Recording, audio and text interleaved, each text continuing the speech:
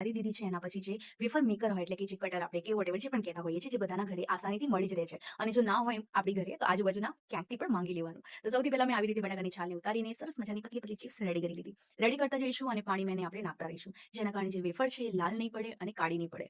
આ જે વેફર છે એકદમ સફેદ બનાવવા માટે શું કરવાનું ખબર છે તમને? આ વિડીયોને ધ્યાનથી જોવાનો અને સાંભળવાનો પણ, જેના કારણે આપણે સરસ પરફેક્ટ ક્રન્ચી અને વ્હાઇટ વેફર રેડી કરી શકીશું. તો મેં 2 થી 3 તરીકેની વેફર બનાવી હતી. આ છે અને બીજી વેફર છે અને બીજી હતી છીણ, એટલે કે ટોટલ 3 પ્રકારની. હવે સરસ મજાનું મોટું તપેલું લઈશું. એની અંદર કમસે કમ અડધો કપ જેવું આપણે એડ કરીશું મીઠું.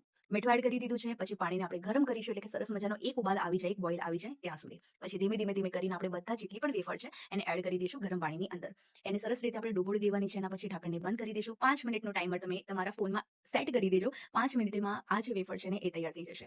હવે વેફર થઈ છે કે નથી થઈ, એટલે કે કુક પ્રોપર થઈ છે કે નથી થઈ, એના માટે શું કરીશું, તો એકદમ વેફર ટ્રાન્સપરન્ટ થઈ જશે, એટલે કે 5 જ મિનિટનું ટાઈમર ઇનફ છે. જેમ જેમ વેફર આપણી રેડી થતી છે એવી રીતે આપણે